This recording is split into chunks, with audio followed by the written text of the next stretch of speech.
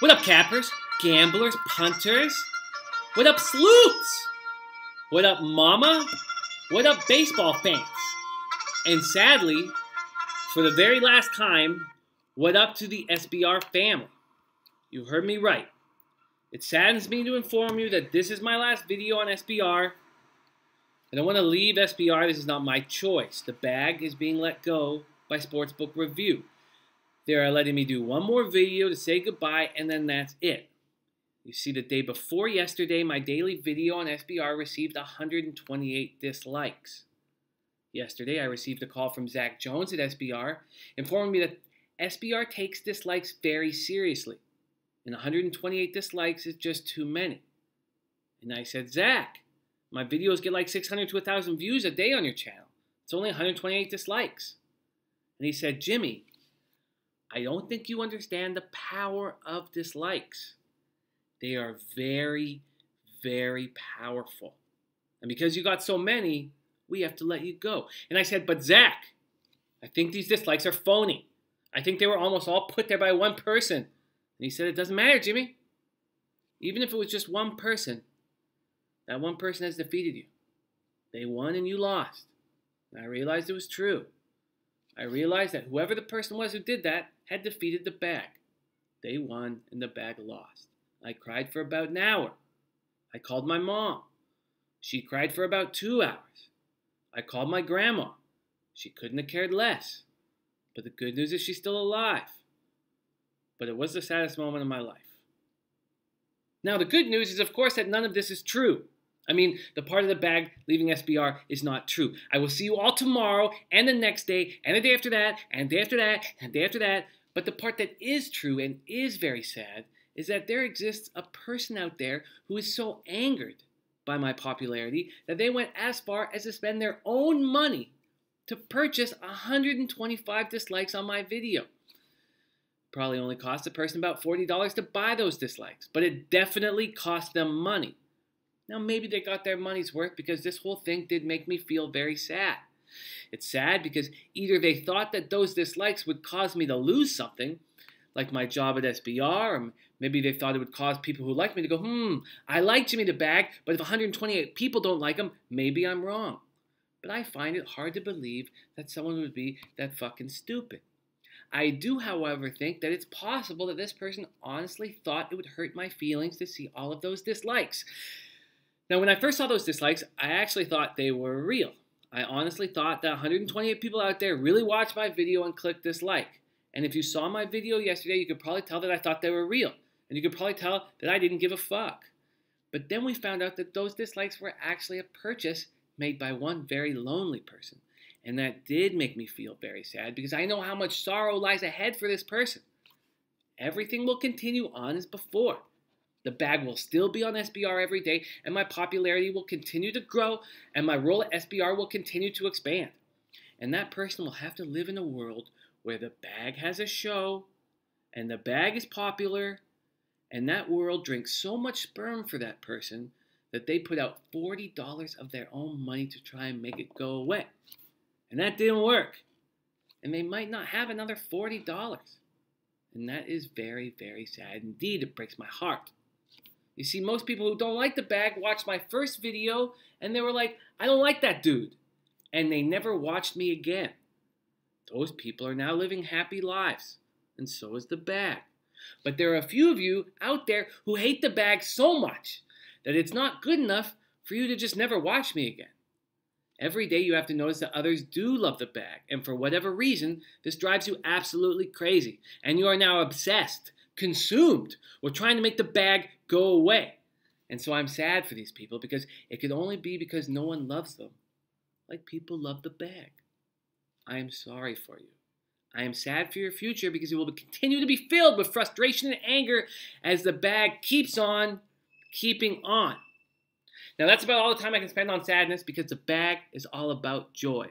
And I get so much joy from strategizing every day, from hearing your guys' angles, and for us trying to make money as a group to bring down the motherfucking bookies. The joy of capping and milking these bookies with my fellow cappers brings me so much joy. I love this. I love waking up in the morning. I get pissed off when I fucking lose and I have trouble sleeping. But when I see the sunlight coming through my window, I know that it's another day for me to handicap baseball and to talk to you guys, people like find out who you guys like, and for us to make decisions and try and make cash. And it is fucking wonderful. And it makes me so happy. So let's get capping before I really do lose my job for taking too long to get to the motherfucking capping. And with all this being said, yesterday was my worst day of the season so far. I made 8 parlays that included 6 bets. I keyed my action to 2 different games and lost them both. All the other 4 bets hit. It should have been the bag's day. I loved the Rays yesterday and I had them. I loved Washington and I had them. I loved the under in the Washington-San Diego game and I had it. I had the under in the Giants game and had it. But I had the fucking Giants to win and they fucked me in the drink hole, right in the back of the khakis, right in the short shorts, right in the heart of the short shorts, right in the tongue protector, right in the lozenge slot. But we begin again today. Refreshed, ready to fucking rock. I got 2 live dogs today. 2 live dogs, and I have a $200 parlay with them at plus 440. They start the day and end the day. So if my first game looks like it's going to lose, I will take $200 more and put it on my late dog. This is who I like. I like the Pirates at home over the number 1 team in Major League Baseball, the Los Angeles Dodgers, at plus 130. I'm going against the best team in the league, and I feel like this is a good spot to hammer at them. It's Garrett Cole versus Alex Wood.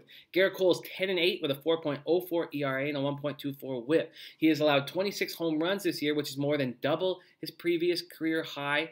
That's not a good thing. You know, I don't like reading those numbers. It doesn't fill me with confidence, but he is 7-2 with a 3.26 ERA in his past 12 starts. The Dodgers mash lefties. We've seen that all year. They destroy lefties, but they're just 16th in Major League Baseball in batting average versus righties at 256. That stat is a little deceiving because they are 5th in the league in OPS versus righties at 785. But as we saw yesterday, their lineup is just not as scary without Cody Bellinger in it. He's likely to be out a couple more days with his ankle injury. And they're going up against Alex Wood, who's 14-1 with a 2.30 ERA and a 1.01 WHIP. It is hard to find flaws in Alex Wood this year. He did allow 11 earned runs in 11 2/3 in his last 2 starts of July, but he's righted the ship and has only allowed 4 earned runs in his last 19 innings. Lefties are hitting 224 off of him. Righties are hitting 198 off of him. It's hard to find a flaw in this guy. Josh Bell is mashing the ball right now, but he's a little worse from the right side than he is on the left side, and that's where he'll be hitting tonight. My thinking is that the Dodgers bats have to hit a mini slump at some point this year. Why not right now without Cody Bellinger in the lineup after facing Verlander, now facing Cole, 2 guys who raise their game when they have big games. And this is a big game. The number 1 team in the league is coming to Pittsburgh. The joint is going to be fucking packed. There's not a full schedule. All eyes are going to be on this game. And I predict that Garrett Cole steps up. Pirates offense has scored at least 6 runs in each of their last 5 games. I feel like why not take a shot at the plus 135 home underdog Pittsburgh Pirates, and that is who I'll be beginning my 2-game parlay with tonight. The second game I'm taking is another dog. It is the Rangers on the road over the Angels at plus 135. It's Cole Hamels versus Tyler Skaggs. Now, I always like betting against a team who has just come home after an extended road trip. I always like betting against them on their first game back at home. The Angels just won 7 of 9 on the road. They've now come home and will have to deal with a bunch of shit that has nothing to do with baseball. Family shit, life shit. When I come home after being away for a while, the first thing I do is demand my dick to be sucked. That can create arguments. I also live alone, so it's not easy. Cole Hamels is 8-1 with a 3.48 ERA and a 1.11 WHIP. He had a bad start last out versus Detroit, allowing 4 earned runs and 2 home runs in 6 innings after tossing back-to-back scoreless outings. I think he's going to have a really big game today. I think he's going to bounce back just like the bag is going to do today. He's pitched twice versus the Angels this year, going 1-0 with a 0.61 ERA. He has their number. Now, I know the Rangers will be without Gallo and Bush after a big collision yesterday. Joey Gallo's got 35 home runs. He's a nice cog in that lineup. Matt Bush is pitching very well. Out of the bullpen, after spending, 6 years in jail for vehicular homicide when he was intoxicated, they're both playing well, and they're going to be missed.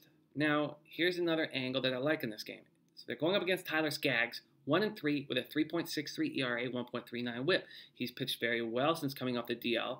Doesn't have a win to show for it, 0-2, but he has a 2.93 ERA, and a lot of us saw him shut down the Mariners' offense in Seattle last week. Now, he was put on the bereavement list on Friday. He's now back with the team. There's no way he can keep up his regular routine dealing with a funeral. Unless they build a mound in the back of the funeral home, that's not going to happen. Unless he's eating the triangle sandwiches and he goes out back and he takes his suit off and he starts throwing the ball around, that's not going to happen. He's out of his regular routine. And I'm going to hammer against him because of this. And because I like Hamels to have a bounce back. I got 2 underdogs. So I've got a $200 parlay, Detroit, Texas at plus 440. Now, if the Dodgers are beating Pittsburgh by a decent enough score, and I think I'm going to lose that game, I'm then going to put $200 on Texas at plus 130. That will pay back $260. If I'm right, then I'll at least hit for $60 profit today. And if I'm right with the Pirates game, I'm not going to put any more action down because then the Rangers game will be an $880 score. And that will also be a game that I will not hedge. I'm not going to hedge it. I want the big score, 80-foot gap jump, big cash, man. Cash rules everything around me, and I need more of it. Losing that fucking $800 was very disappointing last night. I'm not going to be able to take Slutes out for frog legs, but I'm going to get it all back tonight because I'm bounced back. Man, that's what's up. That's what's good. Sorry this was so long, man. What do we got, 11 minutes and 47 seconds? What the fuck? I apologize for the length of this video. But, man, thank you guys for watching, those of you who made it to this point. And let me know what you're hitting today. Hit me at Jimmy the Bag on Twitter. And subscribe to the YouTube channel. Check us out at jimmythebag.com. And hit this forum up. SBR YouTube page forum. Hit it up, man. Let me know what you guys are thinking, what you guys are doing, who you guys are making money on. It's not a full schedule, so we can really focus on some of these games. I'm focusing on these 2 dogs, man. Good luck out there. Get that cake, man. Much love.